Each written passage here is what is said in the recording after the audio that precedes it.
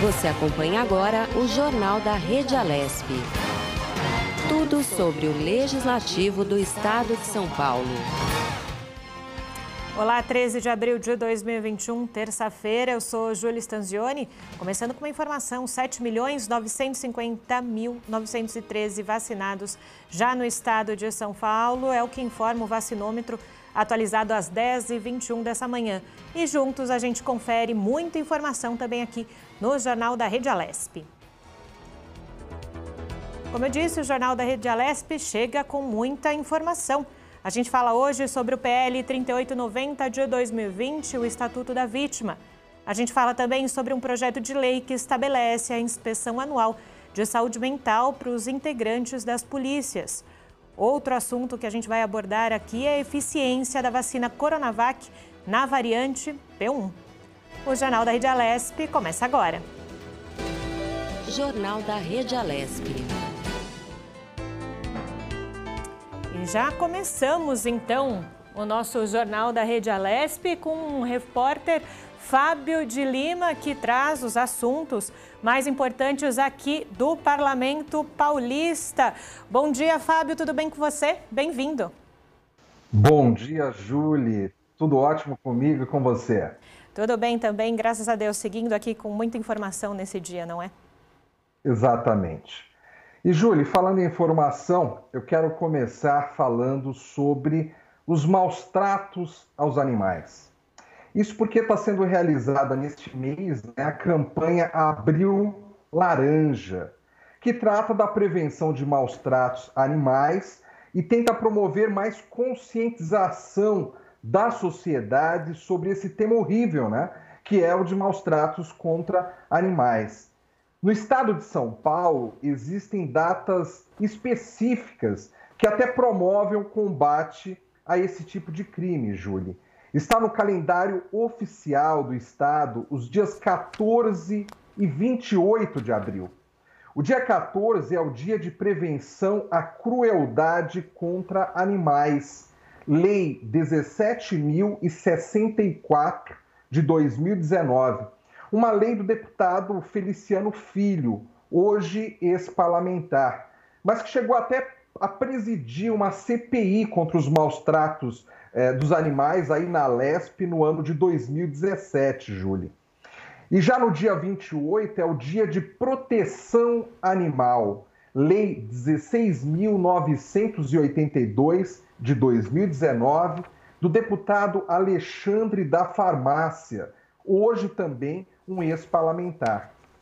E a Alesp, Júlia, ela tem meio que um pioneirismo em tratar dessas questões importantes relacionadas aos animais de estimação, né?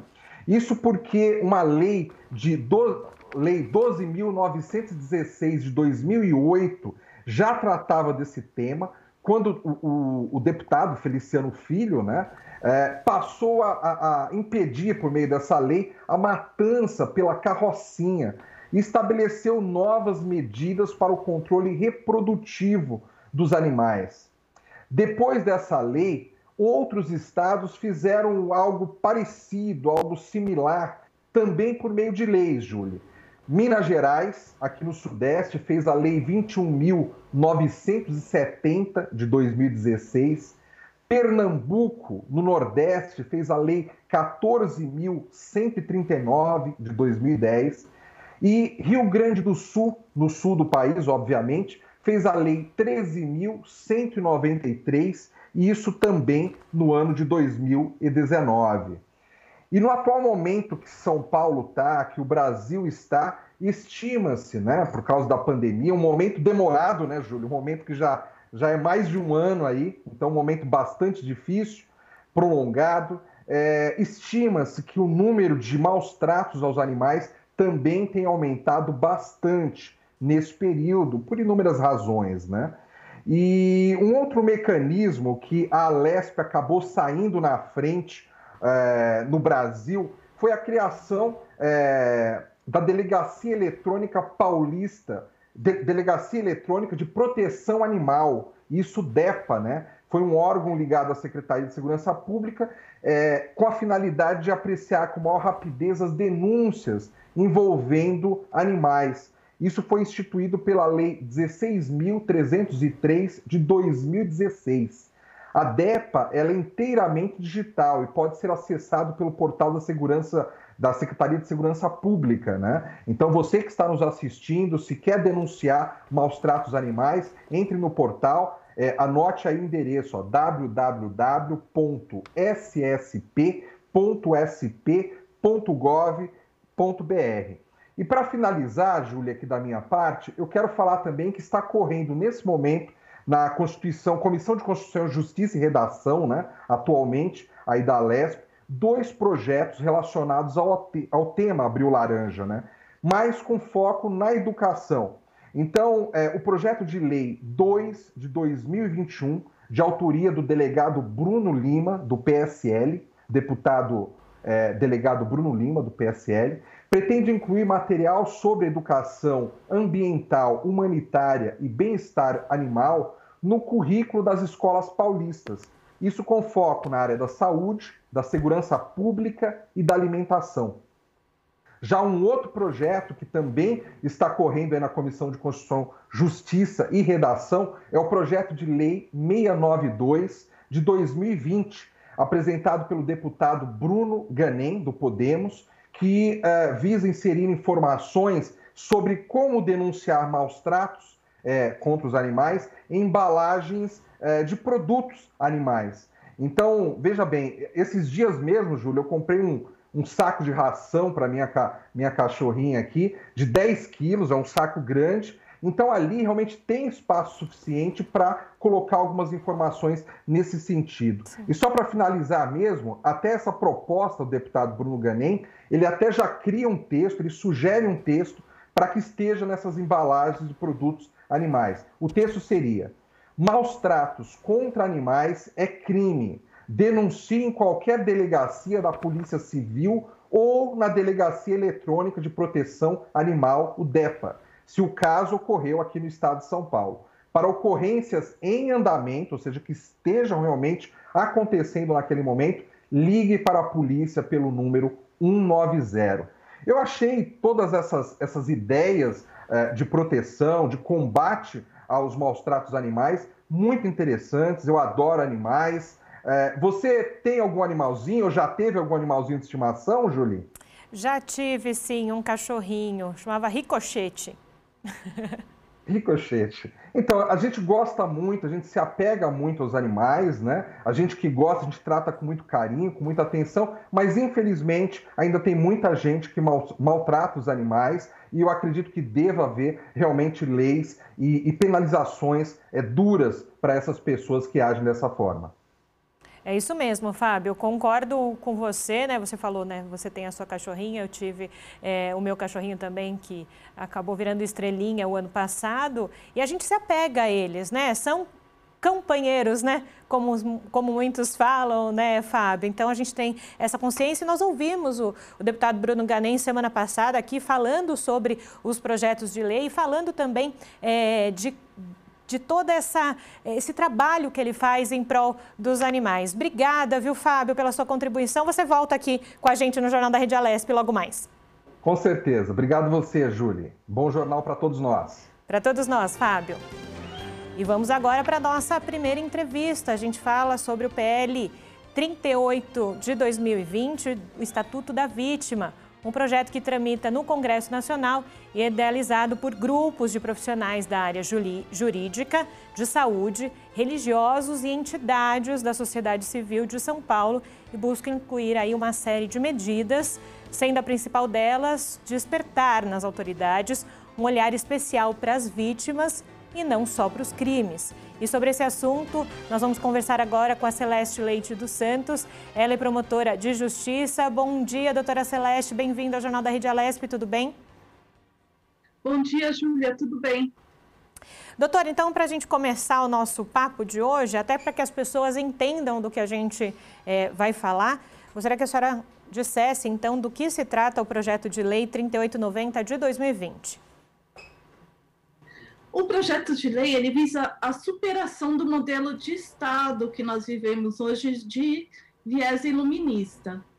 Nós precisamos, então, superar a lógica de um Estado desvinculado dos indivíduos concretos que o integram em uma sociedade também falando sempre num termo ficcional, como se não existisse pessoas, indivíduos concretos. Desde o século XVIII, que tem se isolado a vítima dos processos criminais e não tem sido feito nenhum estudo científico relacionado às vítimas de desastres naturais e pandemias. Então, nós procuramos, então, traçar um eixo vitimológico independente em que as vítimas, seja de crime, seja de pandemias, como a que estamos vivendo agora, desastres naturais, como ocorrido em Maceió, Brumadinho, Mariana, elas possam ter um serviço especializado de apoio e acolhimento, tanto na esfera da saúde pública, quanto na esfera do acesso à justiça, porque o acesso à justiça não se confunde com o acesso ao poder judiciário, mas todas aquelas medidas tendentes a implementar os direitos humanos consignados na nossa Constituição Federal para que se possa obter uma justiça social. Agora, doutora, quando a senhora fala, né, e foi até a nossa abertura aqui, justamente falando sobre esse olhar para as vítimas, né, muitas vezes todos ficam debruçados para o crime, né, para aquele momento da fragilidade, e falando em fragilidade, não se sabe como a vítima se comporta com relação àquele crime. Esse olhar diferenciado para a vítima, a senhora que conhece muito do assunto, está debruçada sobre ele, convive nesse dia a dia, o que falta para essas vítimas? Além desse olhar que a gente está falando de um projeto de lei, falta um pouco de empatia? O que falta para elas? Falta que sejam efetivados os seus direitos, que é um comando da ONU de 1985, na Declaração dos Princípios Básicos das Vítimas de Crimes e Abuso de Poder. Então, para além de uma lógica processual, uma lógica que é voltada para a litigiosidade, que o Estado se substitui à vítima, buscando tão somente retribuir, então você paga com o mal da pena, o mal causado pela prática do crime, falta para a vítima um apoio emocional, um apoio psicológico, falta para a vítima uma voz ativa dentro do processo criminal, que ela não seja instrumentalizada como uma mera testemunha, mas que a sua história e narrativas pessoais sejam valorizadas, não sejam colocados questionamentos a respeito da sua palavra e sejam tomadas atitudes tendentes a evitar a vitimização secundária. Então, que não possam ser formuladas perguntas de caráter discriminatório, relacionados a preconceitos de gênero, preconceitos relacionados à raça e cor. Então, que o juiz realmente tenha um poder diretivo do processo e, em crimes de menor gravidade, que sejam implementadas práticas restaurativas destinadas não somente a ressocializar o infrator muito mais do que punir, mas também restaurar a vítima dos danos emocionais, dos danos psicológicos e também dos danos materiais sofridos. Nós encontramos ainda hoje resistência por alguns juízes em, por exemplo, já fixarem algo que está na lei relacionado à indenização para as vítimas. Ao não fazer isso, as vítimas são obrigadas a contratarem advogados, entrarem com um novo processo e reviver todo o trauma sofrido. Um exemplo clássico é no foro da violência doméstica, por exemplo, em que tem previsão expressa que tudo seja julgado por um único juiz, o juiz e promotor do fato, e na prática não é isso que acontece. sendo as vítimas encaminhadas para varas de famílias que nem sempre estão capacitadas para, né, sensibilizadas para perceber que, por exemplo, a vítima de um crime, qualquer que seja ele, numa negociação, ela não está em uma condição de igualdade, não está numa condição em que possa livremente efetuar concessões. Existem práticas restaurativas que são atentas a isso, mas certamente não é a mediação e a conciliação cíveis. Agora, doutora, a senhora... Sim, deixou bem claro essa questão.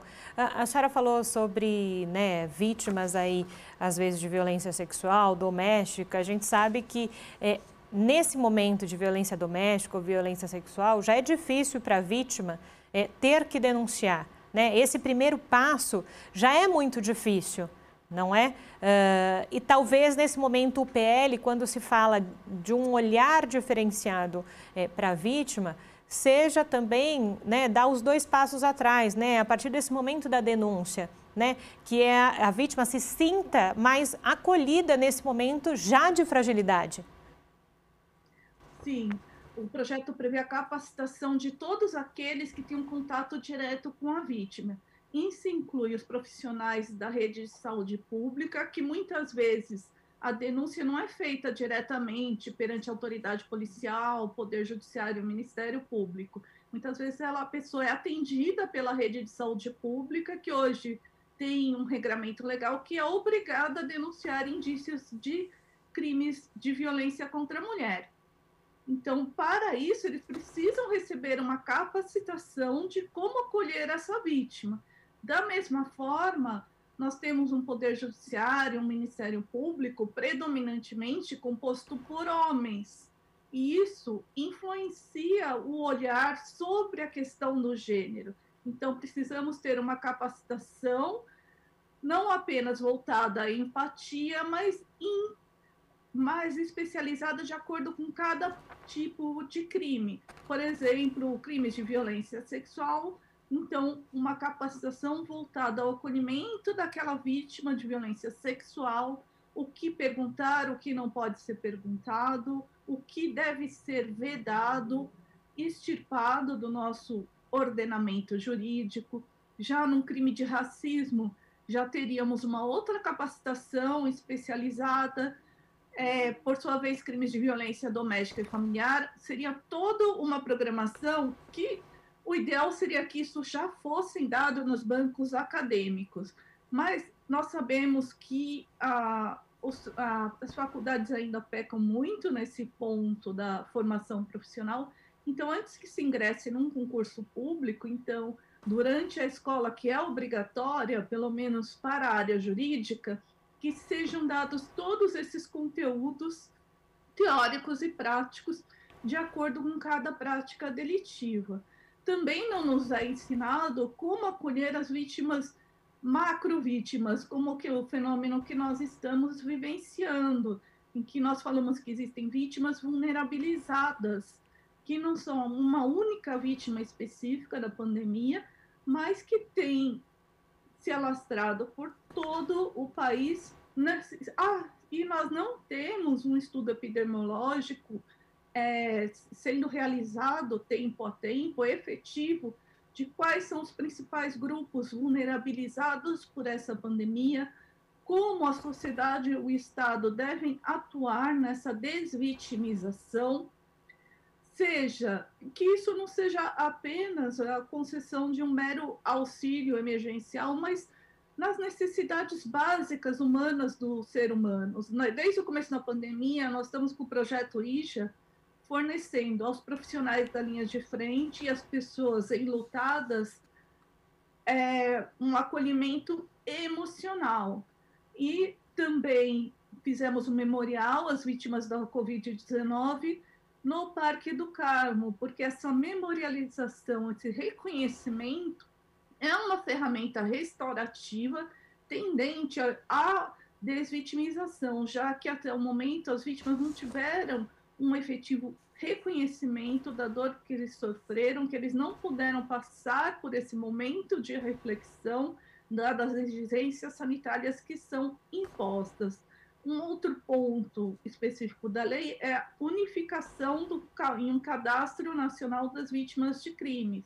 Quando você faz um boletim de ocorrência, existe todo um formulário padronizado relacionado à figura do infrator.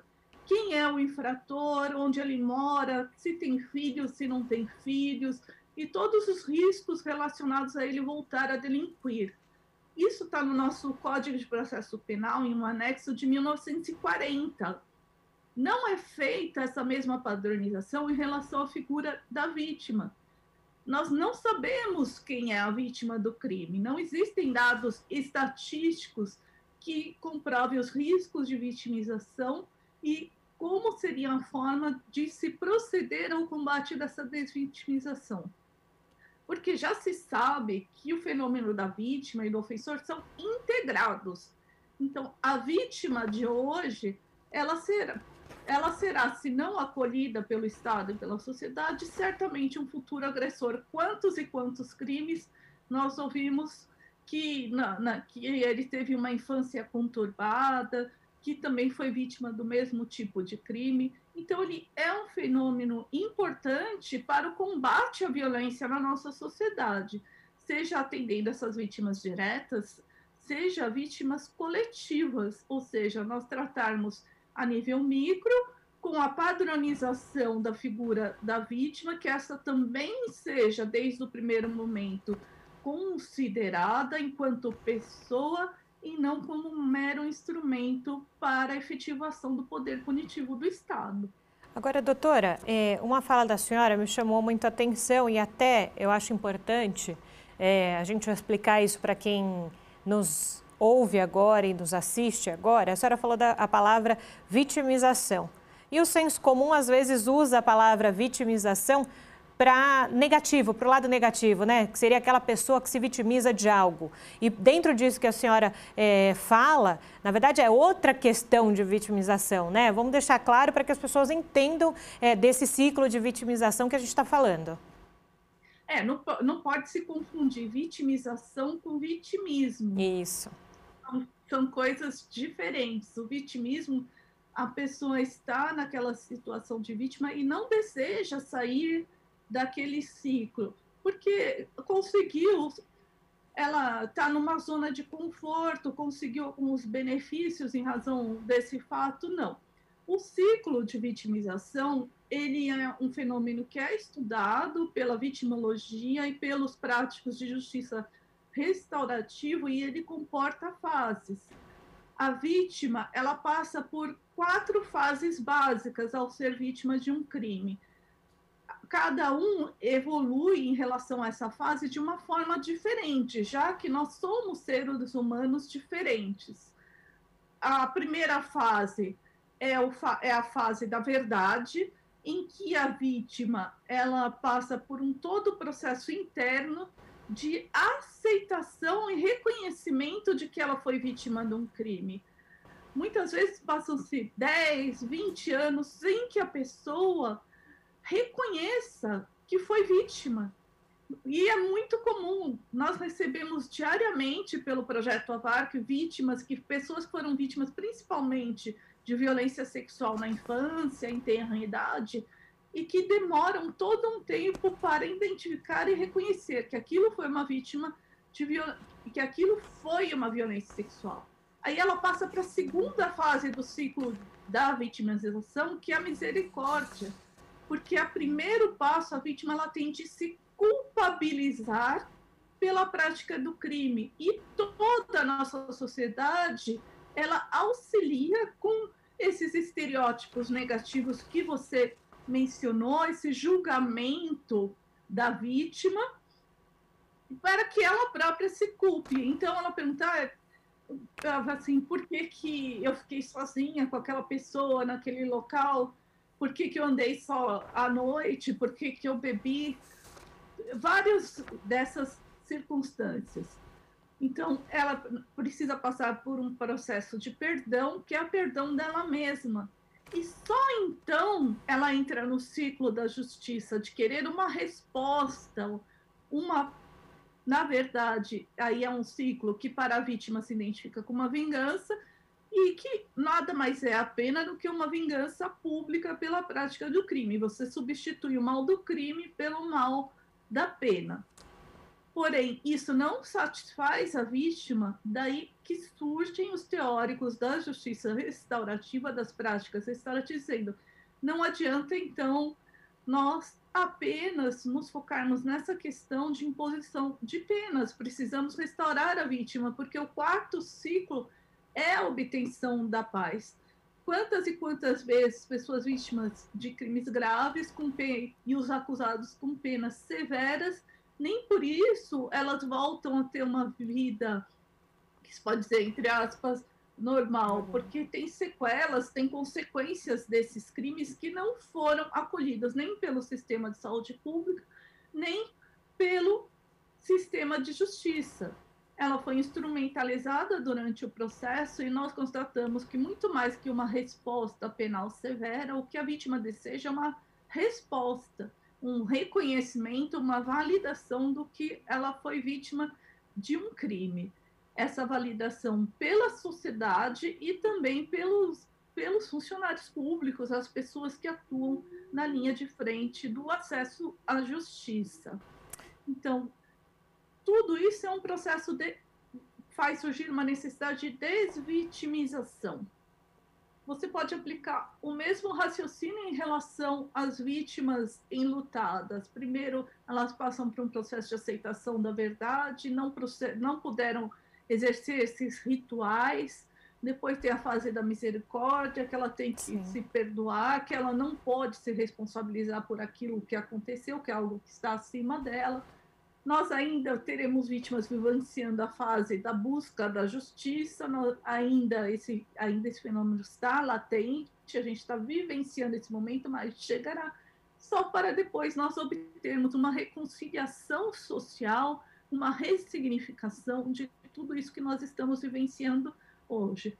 Então, sejam vítimas de crime, catástrofes naturais ou pandemia, é necessário que o desenvolvimento de um serviço de apoio e acolhimento pelo Estado, pelos serviços de saúde pública, visando desvitimizá-las e reconhecendo que muitas vezes cada uma delas está numa fase diferente desse processo de vitimização.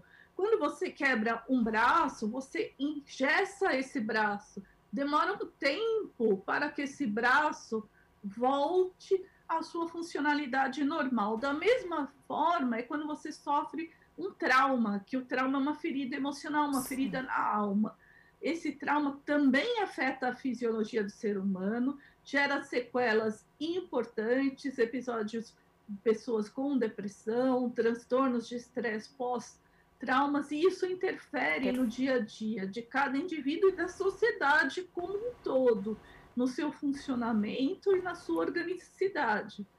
Por isso que é necessário, aliás, já passou do tempo do Brasil começar a ter um trato diferenciado com a vítima e lembrar que acesso à justiça não se confunde com acesso ao poder judiciário, que tem muitas outras ferramentas que podem ser utilizadas. Perfeito, doutora Celeste Leite dos Santos, obrigada pela sua contribuição aqui no Jornal da Rede Alesp, um tema muito importante para a gente hoje aqui. Obrigada. Obrigada, doutora. E a gente segue aqui no Jornal da Rede Alesp, dizendo que o diretor médico de pesquisa clínica do Instituto Butantan, o doutor Ricardo Palácios, revelou recentemente que há estudos sobre a possível aplicação de uma terceira dose da vacina Coronavac. De acordo com o pesquisador, existem grandes preocupações sobre como melhorar a duração da resposta imune e uma das alternativas que tem sido considerada é uma dose de reforço, seja com a própria Coronavac, seja com outros imunizantes. Além do estudo de uma eventual terceira dose de reforço da vacina, também é avaliada a possibilidade de uma combinação de imunizantes com a própria Butanvac, vacina em desenvolvimento pela instituição, que aguarda a aprovação da Anvisa para realizar testes em humanos aqui no Brasil. O índice de isolamento no estado de São Paulo não ultrapassou 51% no período entre 15 de março e 11 de abril, em que vigorou a fase emergencial para conter a propagação do coronavírus. Para especialistas, a taxa de isolamento ideal é de, no mínimo, 60%. Nas 2 primeiras semanas de março, quando vigorou a fase vermelha, o pico de isolamento foi o mesmo, 51%, segundo dados disponíveis no portal do governo do estado aqui de São Paulo. As maiores taxas das 2 fases, tanto a emergencial quanto a vermelha, foram registradas aos domingos. Nesse sábado, dia 10, o índice ficou em 44%. Na sexta-feira passada, o governador João Dória, do PSDB, anunciou que o estado sai da fase emergencial e retornou, ontem, segunda-feira, à fase vermelha da quarentena, que permanecerá em vigor até 18 de abril. A mudança ocorre após o estado registrar uma ligeira queda na taxa de ocupação dos leitos de UTI, que, no entanto, segue acima de 88%. Na prática, a mudança permite o retorno das atividades presenciais nas escolas das redes pública e também privada, desde que autorizadas pelas suas prefeituras, além da abertura de alguns serviços que estavam vetados e a retomada de competições esportivas profissionais. Já o atendimento em comércios, bares e restaurantes segue proibido em todo o estado. Vamos falar sobre o projeto de lei 211 de 2021, que estabelece a inspeção anual de saúde mental para os integrantes das polícias. E sobre esse assunto, claro, a gente conversa agora com o deputado Major Meca, do PSL. Bom dia, deputado, bem-vindo ao Jornal da Rede Alesp. Tudo bem com o senhor? Bom dia, Júlia. Bom dia a todos que estão nos acompanhando. É uma grata satisfação falar com vocês. Prazer é nosso, deputado. Para começar o nosso bate-papo, o senhor protocolou recentemente, então, esse projeto de lei que eu falei agora, o 221 de 2021.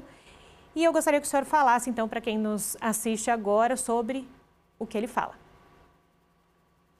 Júlia, é uma preocupação muito grande nossa a questão dos altos números de suicídios nas polícias de São Paulo.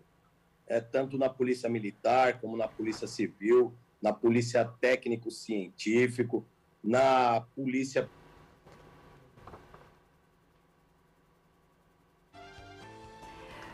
A gente volta com o deputado Major Meca, mas ele falando sobre o projeto de lei 211 de 2021, que estabelece a inspeção anual de saúde mental para os integrantes das polícias em todo o estado de São Paulo. Essa proposta foi, então, apresentada pelo deputado Major Meca, justamente para que os integrantes das polícias militar, civil e técnico-científica sejam submetidos à avaliação quanto à saúde mental. O deputado Major Meca sempre reitera essa importância desses policiais que estão na linha de frente terem também essa questão de saúde apurada. Voltamos então com o deputado Major Meca. Deputado, o senhor não me ouve?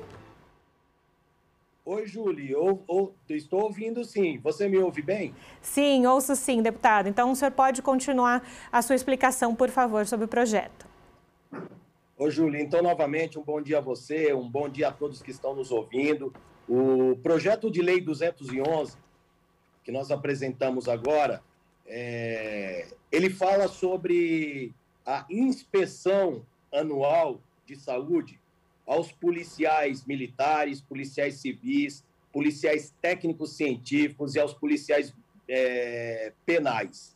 Nós temos uma preocupação muito grande com os altíssimos números de suicídios nas nossas polícias. A gente, o ano passado, início do ano passado, antes da pandemia, nós promovemos uma audiência pública na Assembleia Legislativa, onde nós trouxemos representantes das polícias, nós trouxemos profissionais de saúde para falar a respeito, e a nossa preocupação é muito grande. Eu cito um exemplo, há 2 semanas atrás,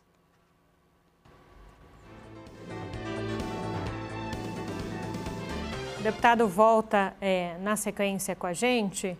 Aguarda só um minutinho, ele volta com a gente. Oi, deputado, o senhor me ouve agora? Tá, ouço sim. Então, dando continuidade, para que vocês tenham ideia, 2 semanas atrás, nós tivemos na Zona Norte de São Paulo, aqui na capital, no mesmo dia, o enterro de 2 policiais militares que praticaram suicídio.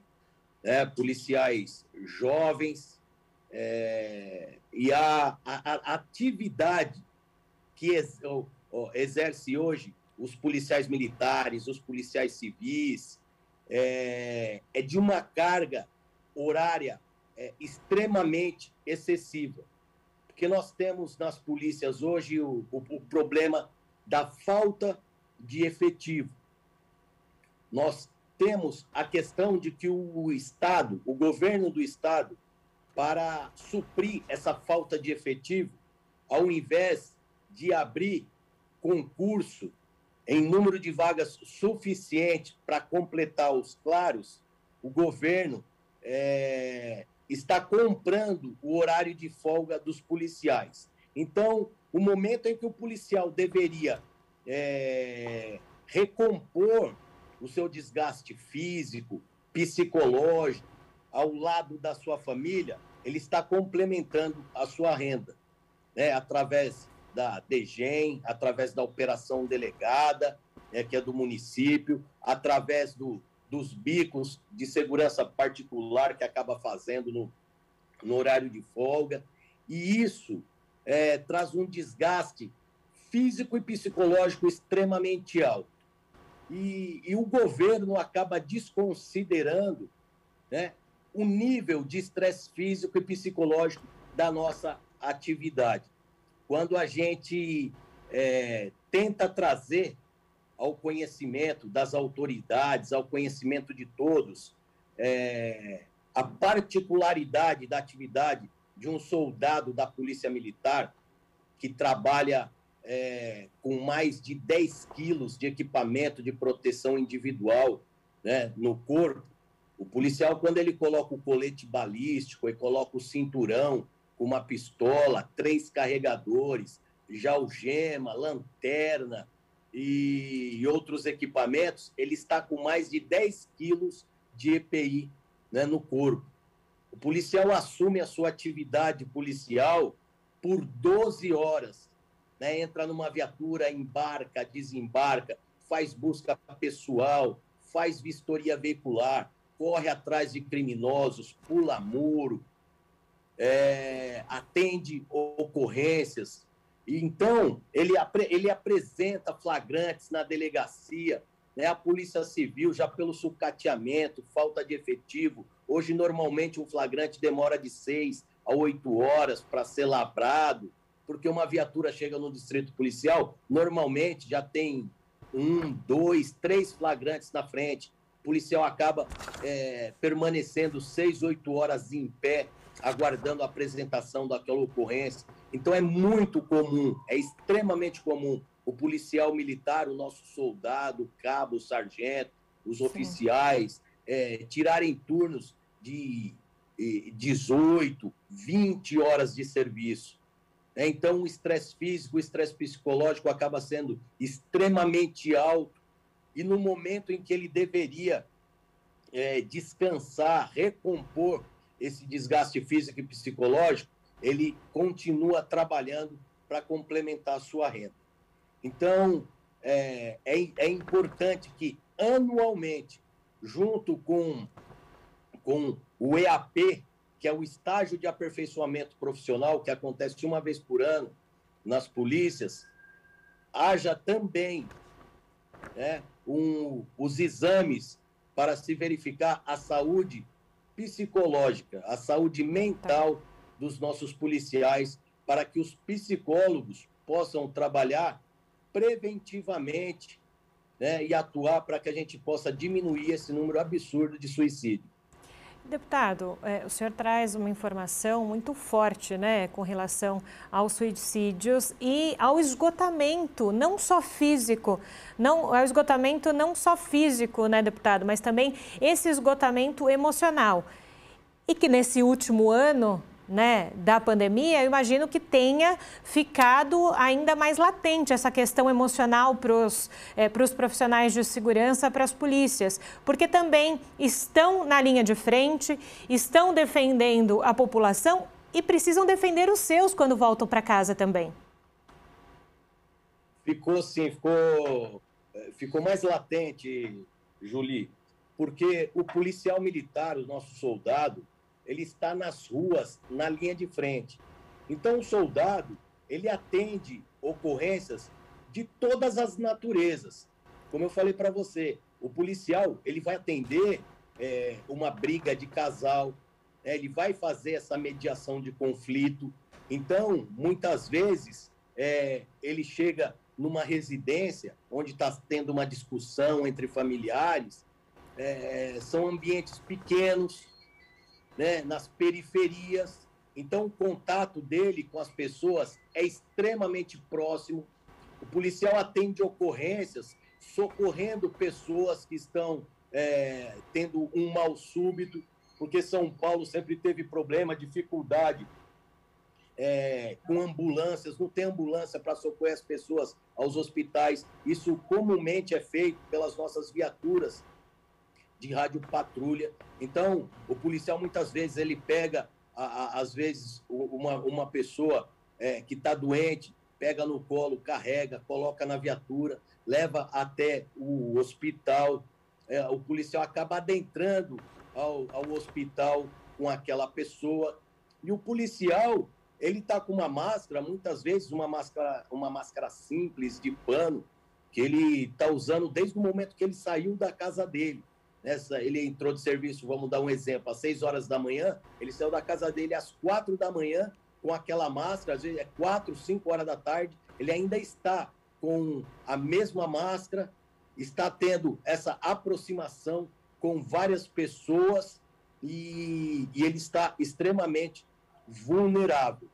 Tem a questão de que, como o governo não tratou com atenção a questão da economia, né, além de nós sermos o epicentro da morte de pessoas por coronavírus em São Paulo, nós também tivemos uma quebradeira geral na economia. Então, muitos policiais perderam o seu bico, né, não estão fazendo a sua atividade complementar, né, para ajustar o seu orçamento, estão passando por problemas graves financeiros em casa. Então, esses problemas eles se agravaram ao longo da pandemia.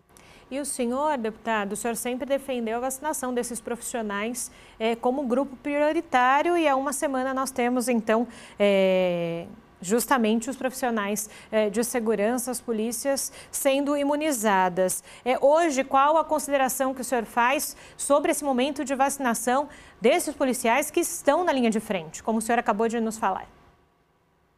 É um momento extremamente importante para os policiais, porque eles necessitavam dessa vacinação. O nosso trabalho foi extremamente intenso junto ao governo estadual, para que no plano estadual de imunização os nossos policiais fossem reconhecidos pela importância da atividade,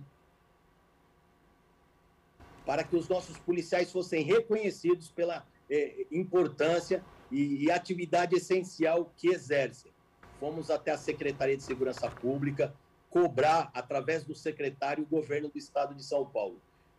Ficamos muito decepcionados com a exploração publicitária que o governador João Dória fez no dia 5, por ter mandado as vacinas aos quartéis da Polícia Militar, onde foram vacinados também os policiais civis, os técnicos científicos, os policiais penais, mandou somente a vacina, não mandou um compartimento de refrigeração para conservação das vacinas, não enviou aplicadores, não enviou seringas, agulhas, band-stop, algodão.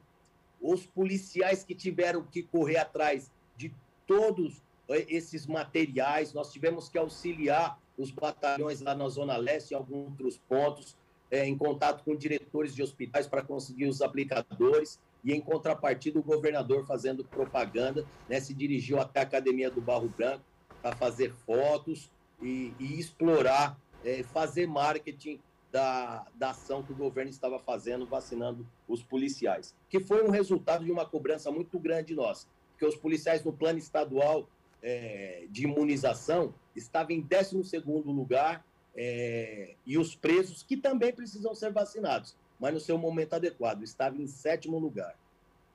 Deputado, voltando ao projeto de lei 211 de 2021, nós estamos falando sobre saúde mental, né? O senhor falou sobre o suicídio, que talvez seja, né, a última instância aí dessa questão, mas dentro da análise do senhor conversa com muitos policiais, quais outros tipos de patologia relacionada a essa questão psicológica que os policiais têm sentido efetivamente nesses últimos tempos? Olha, Júlia, o que nós mais detectamos entre os policiais você sabe que os nossos policiais, a própria população às vezes não sabe, né? O nosso policial, ele não tem treinamento adequado. O policial, ele chega na companhia da Polícia Militar para assumir o serviço e ele já chega, responde à revista, é feita a contagem dos policiais, é passado uma ou outra ordem rapidamente pelo sargento, e o policial não faz atividade física, o policial não faz um treinamento procedimental. Então, os nossos policiais acabam sendo, né, vamos dizer assim, sedentários fisicamente. Então, nós temos vários policiais com problemas de pressão alta, nós temos vários policiais obesos e são problemas gravíssimos que estão acontecendo com os nossos policiais, que o governo do estado não dá atenção, e isso vem desencadeando, né, uma série de problemas. Policiais, né, que entram no estresse físico, entra na fadiga. Isso acaba deixando o policial com um nível de irritabilidade muito grande. Então, o que acontece? O policial acaba tendo dificuldade de diálogo dentro da sua casa, com a esposa, com os filhos. Isso acaba gerando, por consequência, um número altíssimo de separação conjugal, né, dentro da polícia militar, porque o policial pouco permanece em casa, porque ou está trabalhando na polícia ou está fazendo bico, né? Esse alto número de separação conjugal acaba afastando, né, o policial da sua base, que é a família, né? O policial acaba entrando em depressão, né? Muitos policiais com depressão e, por consequência, a prática do suicídio. Então, são um conjunto de fatores que acabam contribuindo na saúde física e mental do policial. Deputado, o senhor, são mais de 3 décadas aí, né, que o senhor serviu a Polícia Militar, o senhor atuou na Rota, comandou por um ano o 4º Batalhão de Ações Especiais de Polícia, o BAEP, conhece muito da história desses policiais, do dia a dia desses policiais. Desde que eu ouço o senhor aqui na Assembleia Legislativa de São Paulo, o senhor também toca numa outra questão, a questão de melhorias na remuneração desses policiais, deputado. Julie, o que acontece? A Polícia de São Paulo, o nosso soldado, todas as graduações e postos da Polícia Militar, a Polícia Civil, nós somos a polícia mais mal paga do Brasil, né? E quando nós consideramos o custo de vida aqui no nosso estado, isso acaba se agravando mais ainda. Então, isso acaba forçando os policiais a fazer bico. Ou seja, ele no seu horário de folga, o momento que ele teria, né, para fazer essa recomposição do seu desgaste físico e psicológico, ele tem que trabalhar. E isso vem trazendo um sofrimento muito grande para a nossa tropa, para os nossos policiais. Como você mesmo falou, eu por mais de 30 anos, eu defendi o povo de São Paulo ao lado desses homens e dessas mulheres. E a gente sabe o espírito vocacionado que eles têm, a vontade, né, e o destemor de todos eles em expor a própria vida em defesa do cidadão.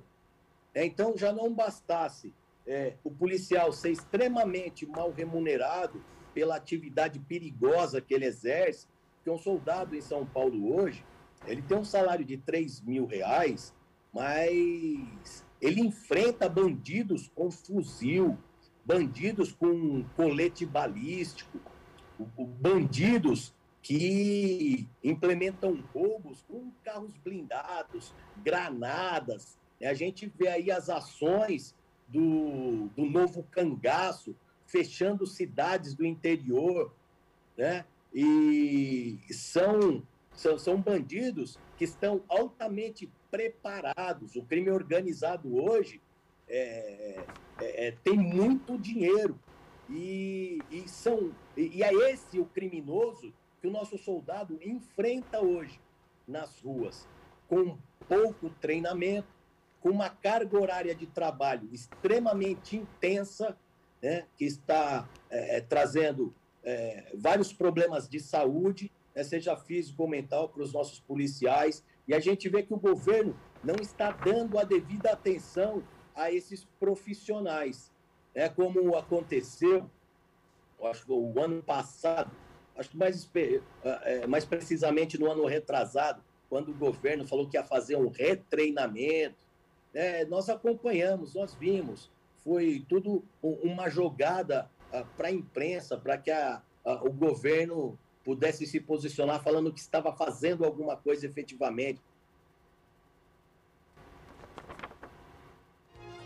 Já voltamos com o deputado Major Meca. Deputado, o senhor me ouve? Pronto. Agora eu ouço o senhor. O senhor estava finalizando? Para concluir, o nosso policial hoje não tem o treinamento adequado, não tem o apoio do governo, né, para que ele possa, para que nós possamos minimizar os problemas de saúde física e mental que os nossos policiais apresentam hoje, esses altíssimos números de suicídio e daí por diante. Então, o PL 211, ele tem esse objetivo de, anualmente, pelo menos uma vez por ano, nós termos a avaliação de saúde mental dos nossos policiais. Para a gente finalizar, deputado Major Meca, justamente dentro dessa visão que o senhor tem tão bem das polícias, o senhor vislumbra há poucos anos aí na sua frente, o senhor vislumbra algo diferente, um olhar diferente para as polícias nos próximos anos, pelo seu entendimento de toda essa questão? Julie, a gente nunca vai desistir de trabalhar, de cobrar o governo sobre o que está acontecendo na segurança pública no estado de São Paulo. É muito triste nós vermos que o governo do estado não tem uma política de segurança pública para que as nossas forças policiais tenham condições de defender de maneira mais adequada o cidadão de bem, os trabalhadores. Eu não vislumbro melhoras nesses próximos 2 anos de governo do João Dória, porque já mostrou que não está preocupado com as pessoas, está preocupado única e exclusivamente com ele. Mas nós não desistiremos, não abandonaremos a trincheira e continuaremos lutando pelos nossos policiais e pelo cidadão de bem. Perfeito. Muito obrigada, deputado Major Meca, pela sua contribuição aqui. Portas sempre abertas aqui na Rede Alesp para o senhor. Muito obrigada. Obrigado, Júlia. Obrigado a todos. Fiquem com Deus. Boa semana. Boa semana, deputado. Seguimos aqui.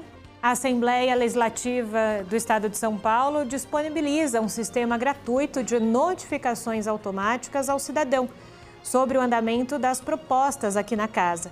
A ferramenta está localizada no portal da Alesp. Para acessar, é necessário clicar no menu Processo Legislativo e depois em Notificação de Tramitação.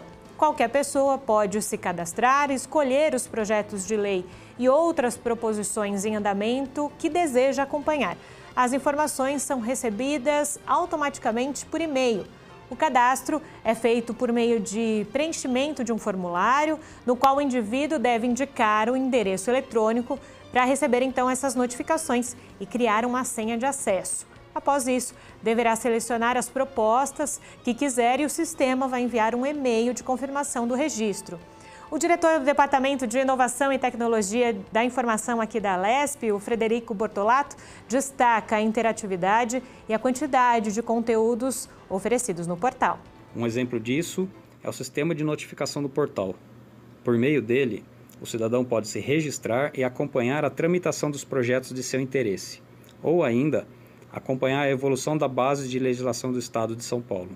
O sistema Fale Conosco também oferece outro canal de participação, inclusive para atendimento aos comandos e exigências da Lei de Acesso à Informação.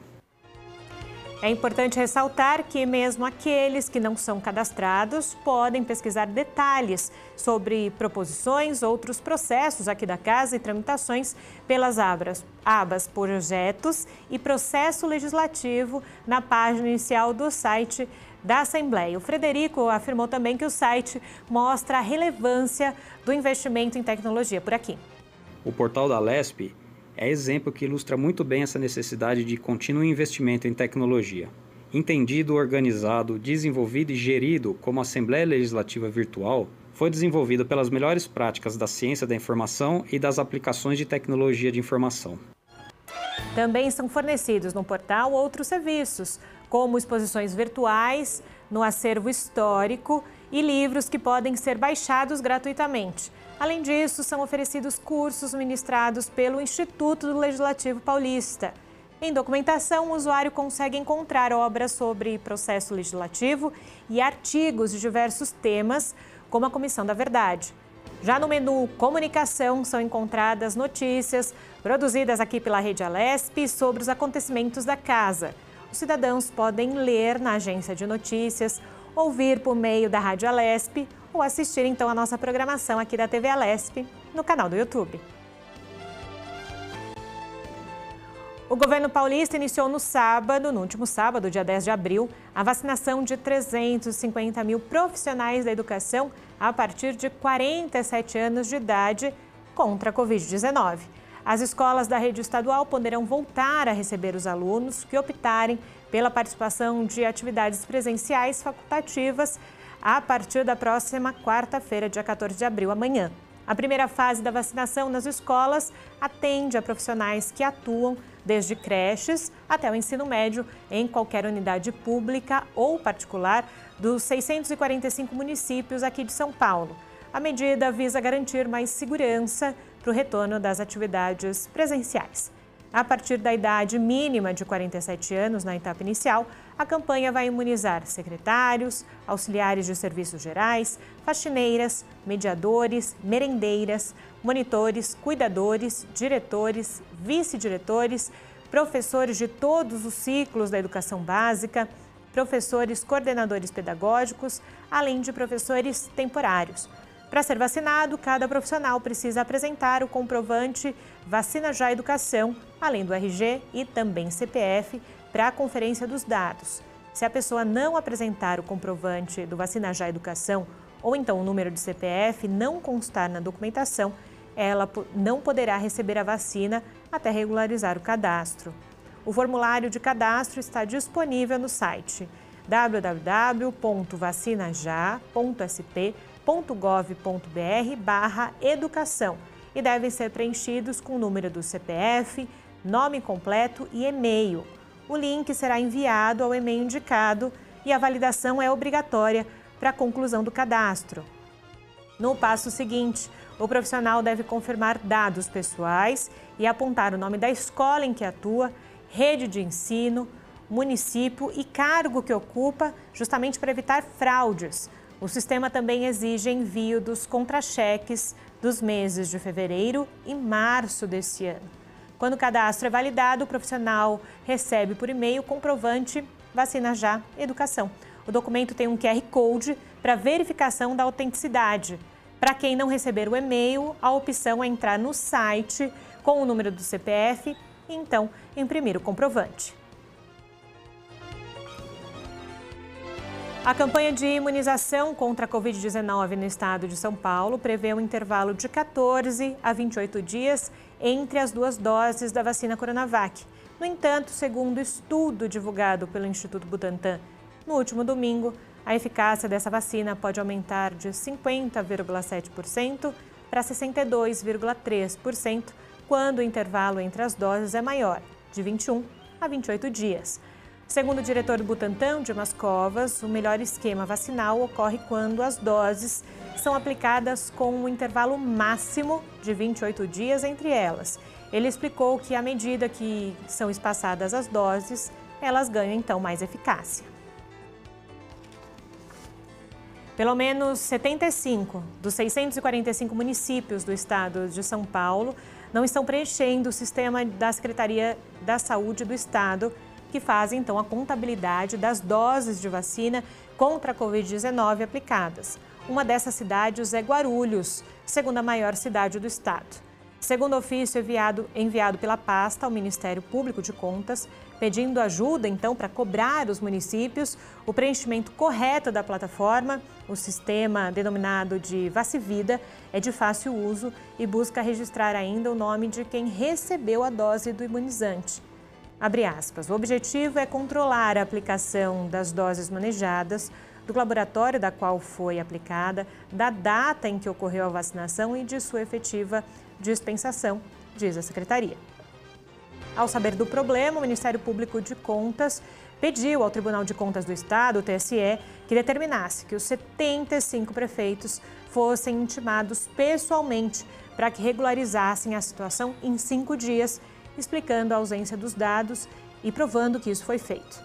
Além de determinar que os prefeitos cumpram a ordem da Secretaria de Saúde e façam a correta anotação dos dados das vacinas aplicadas diariamente na cidade, o TCE determinou também que as prefeituras enviem automaticamente essas informações para uma plataforma do tribunal que acompanha os 644 cidades do estado, com exceção da capital, que tem o seu órgão regulador, estão gerindo os gastos da pandemia. O dado sobre a quantidade de doses aplicadas da vacina contra o coronavírus em cada município passará a integrar um painel público do TCE. Os municípios que não efetuarem o correto registro da vacinação poderão estar sujeitos à aplicação de multas por inadimplência, bem como a comunicação do fato ao Ministério Público do Estado para verificação de crimes, improbidade ou crimes de responsabilidades por parte dos agentes públicos envolvidos.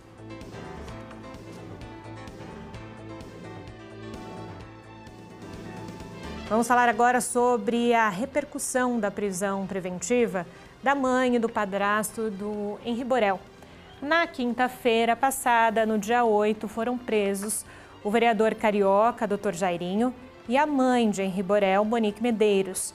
A prisão é preventiva e se justifica pela suspeita de que o casal estava ameaçando testemunhas e atrapalhando as investigações relacionadas à morte da criança. E sobre esse assunto a gente conversa agora com Ricardo Martins, advogado especialista em direito criminal.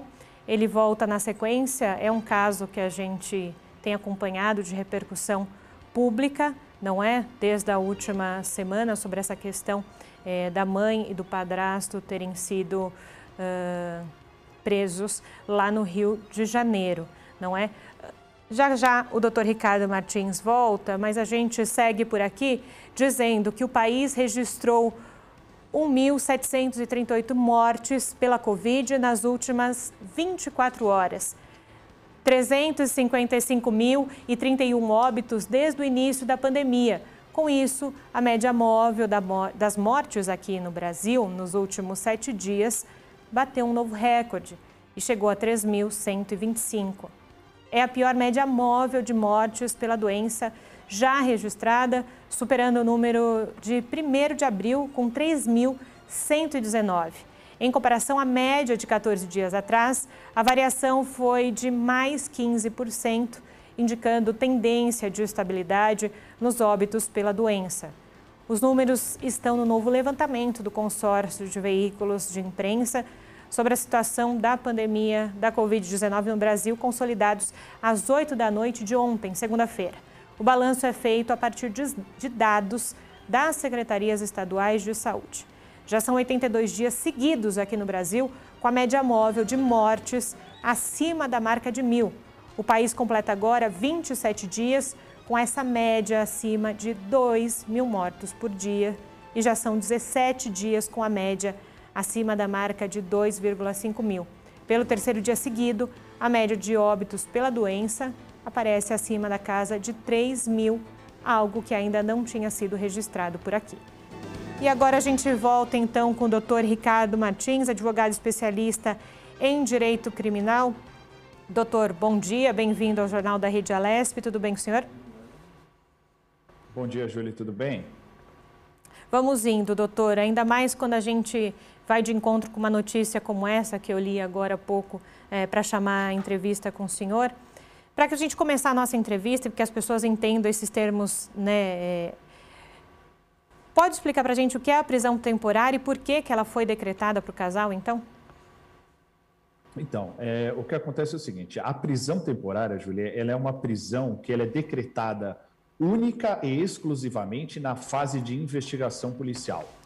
Essa espécie de prisão, Júlia, ela é decretada quando ela é imprescindível para as investigações.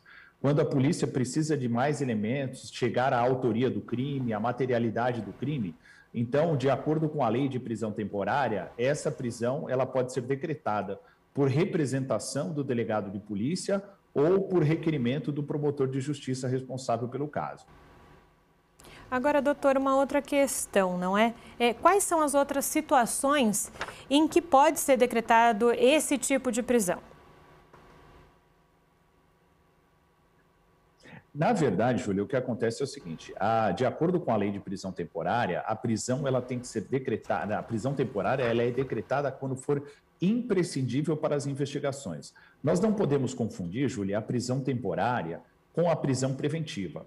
A prisão preventiva é uma prisão diferente, é uma prisão que ela é decretada geralmente na fase judicial, já quando já existe um processo em andamento, não que não seja possível a decretação na fase de investigação, mas o mais comum é que a prisão preventiva seja decretada na fase judicial. E ela é decretada, a prisão preventiva, quando, por exemplo, alguma testemunha estiver sendo coagida, as provas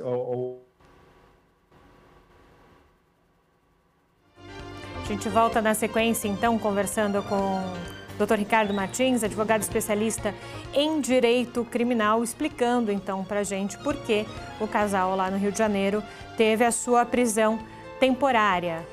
Campanha Abril Laranja busca combater maus tratos aos animais. Criada pela ASPCA, sigla inglesa para a Sociedade Americana para a Prevenção da Crueldade Animal, o objetivo é conscientizar a população contra esse tipo de violência. O deputado Maurici, do PT, é a favor da causa e explica quais as medidas implementadas no estado de São Paulo para defender os bichos. Em São Paulo, o mês tem um significado ainda maior, pois em 28 de abril o estado comemora o Dia da Proteção Animal e do Protetor de Animais. Com um objetivo parecido, foi recentemente sancionado pelo governador um projeto da minha autoria que estabelece oficialmente o Dezembro Verde no estado de São Paulo, a maior campanha de combate ao abandono de animais. Maurici conta que o abandono cresceu por conta da pandemia e ressalta o papel da Alesp pela causa. E a Assembleia Legislativa de São Paulo é pioneira em ações em favor dos animais no Brasil. Por exemplo, quando impediu a matança indiscriminada de animais pela carrocinha, com uma lei de 2008, que depois foi replicada em outros estados. Maltratar animais é crime. Os infratores devem ser punidos e qualquer um pode denunciar pelo 190 ou na Delegacia Eletrônica de Proteção Animal. Segundo a instituição Amparo Animal, que cria abrigos em todo o país, o número de abandonos aumentou em 70% no ano de 2020. Voltando agora, então, a conversar com o Dr. Ricardo Martins. Doutor, o senhor falava sobre prisão preventiva. Por favor, pode continuar a sua explanação. A prisão, como eu falei, a prisão temporária é uma prisão mais específica para a fase de investigação policial. Quando que a prisão preventiva, ela é uma prisão que pode ser decretada na fase judicial e na fase de investigação policial. A prisão preventiva é uma prisão específica para aqueles casos em que a vítima está sendo ameaçada, a testemunha está sendo ameaçada, está atrapalhando a colheita de provas, o andamento do processo, o curso do processo. Pelo que eu tenho conhecimento até o presidente Comé, o que eu sei é que o doutor Jarinho teve decretada uma prisão temporária, né? Essa prisão temporária, de acordo com a legislação, ela tem regra prazo de 5 dias prorrogáveis por mais 5. Como nesse caso do Dr. Jarinho trata-se de um crime hediondo, a prisão temporária ela tem o prazo de duração de 30 dias, sendo que esse prazo pode ser prorrogado por mais 30 dias. Agora, doutor, a gente sabe que em um caso como o do garoto Henry, acaba tendo uma grande comoção, as pessoas começam a discutir algum tipo de mudança na Constituição, com relação à condenação, outros tipos de penas que não estão hoje em vigor no Brasil. Qual que é a leitura que o senhor faz quando casos como esse repercutem como estão repercutindo na mídia e que acabam, de um certo modo, reverberando na sociedade que quer entender não só o porquê dos acusados terem feito isso, mas também como eles serão punidos? Então, Júlia, a primeira coisa que eu costumo discutir em situações de extrema gravidade é o seguinte: a primeira coisa que a gente tem que garantir a qualquer cidadão brasileiro é a ampla defesa, o contraditório e o princípio constitucional da presunção de inocência. Essas duas pessoas acusadas desse crime, elas devem ter garantido todos os direitos constitucionais. No caso concreto, como trata-se de um crime doloso contra a vida, se ficar comprovado que realmente trata-se de um crime doloso contra a vida, essas pessoas serão julgadas pelo júri popular, tá certo? E é um procedimento específico para o julgamento das pessoas que praticam crime intencional contra a vida. Mas nós não podemos esquecer, Júlio, o seguinte: a nossa Constituição, ela estabelece 3 tipos de pena: a pena privativa de liberdade, a pena restritiva de direitos e a pena de multa. No caso em questão, eles estão sujeitos à pena privativa de liberdade e à pena de multa. Nós não temos a previsão no Brasil, salvo o caso de guerra declarada, Júlio, de pena de morte. Então, esses sujeitos, eles mesmo condenados, a pena máxima que eles poderão cumprir de forma ininterrupta, Júlio, é o prazo de 40 anos. Que não me parece um prazo baixo, é um prazo relativo ao bem jurídico que foi tutelado, que é a vida no caso em questão. Mas no caso, a pena máxima ininterrupta seria o prazo de 40 anos, Júlio. Agora, doutor, quais são, para quem só está acompanhando essa questão na televisão, e não entende dessa questão dos processos, né, do processo jurídico, de como funciona, não é? Eles foram presos, estão sendo ouvidas outras testemunhas, isso, obrigada pela palavra, doutor, outras testemunhas. Quando que se dá por encerrado o caso? Quando se entende que, ok, já entendemos quais foram os fatos, vamos agora partir para outra fase dessa investigação?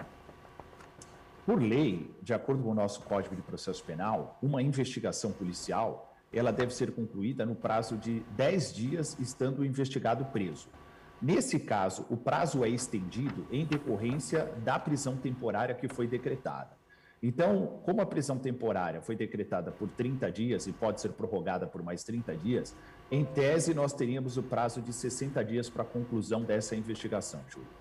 Concluída esta investigação, o delegado de polícia responsável, ele vai fazer um relatório desse inquérito policial e ele vai encaminhar isso para o juiz de direito, e o juiz de direito vai encaminhar isso para o promotor de justiça. E o promotor de justiça, aí então, Júlio, ele vai decidir se ele vai oferecer denúncia e por quais crimes ele vai oferecer denúncia contra o casal.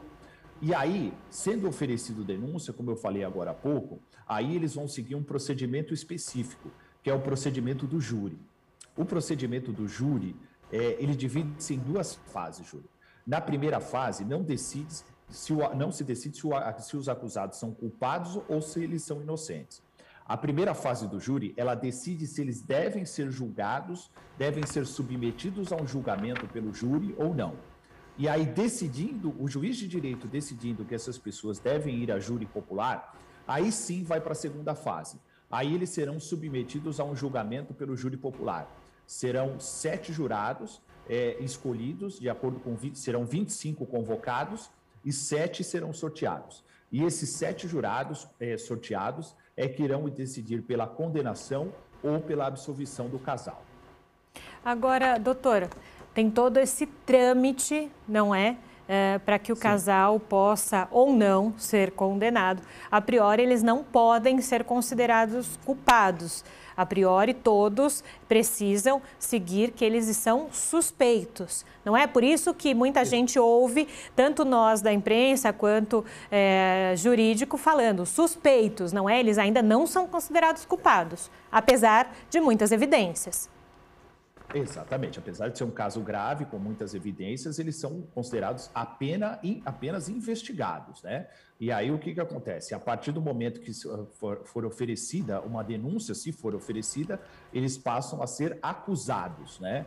Então é muito importante, Julie, o respeito ao devido processo legal e a presunção de inocência, até porque para que ninguém alegue, em caso de eventual condenação, nenhum tipo de arbitrariedade, nenhum tipo de abuso por parte do Estado. Então, todas as garantias constitucionais devem ser garantidas ao casal, até porque nós vivemos num Estado democrático de direito, né, Júlia? Um país civilizado, ele deve respeitar as regras da presunção de inocência e do devido processo legal, até que tudo seja devidamente apurado.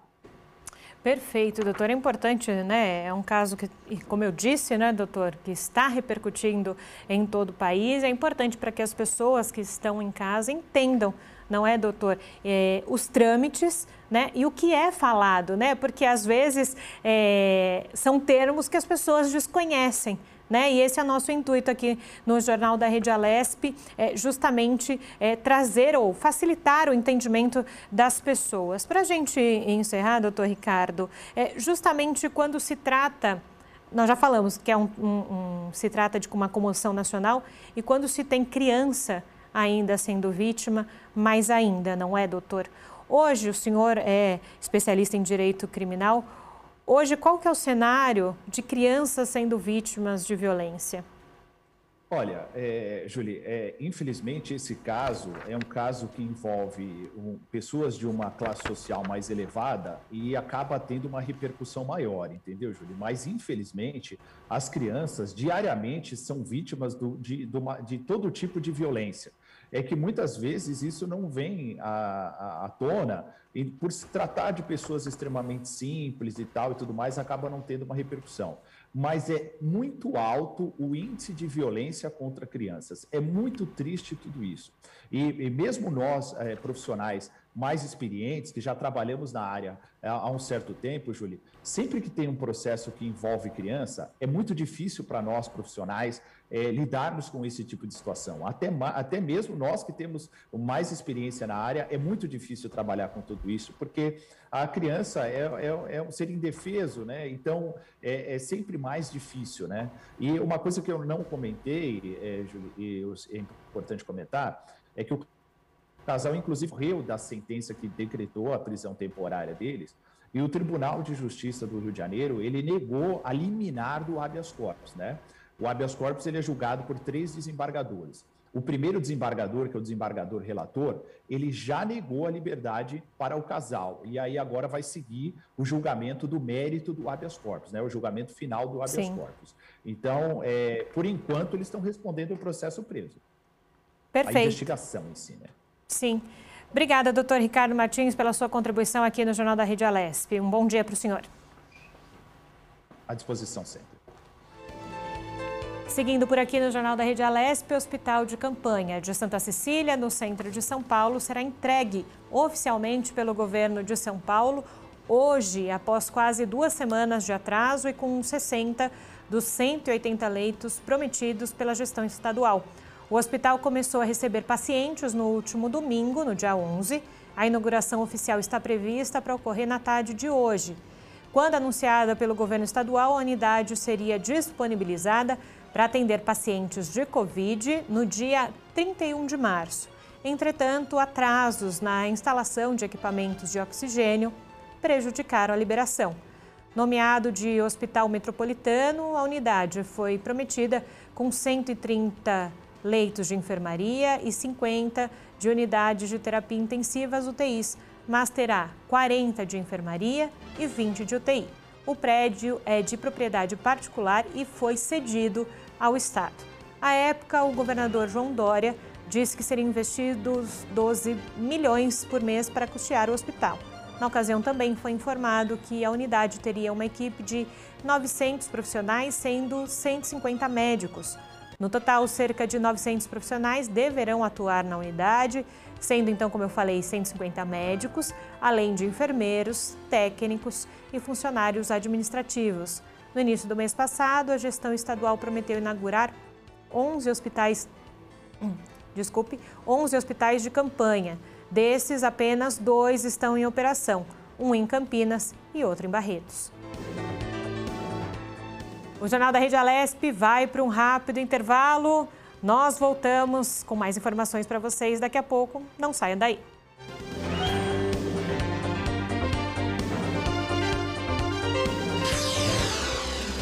Você acompanha Jornal da Rede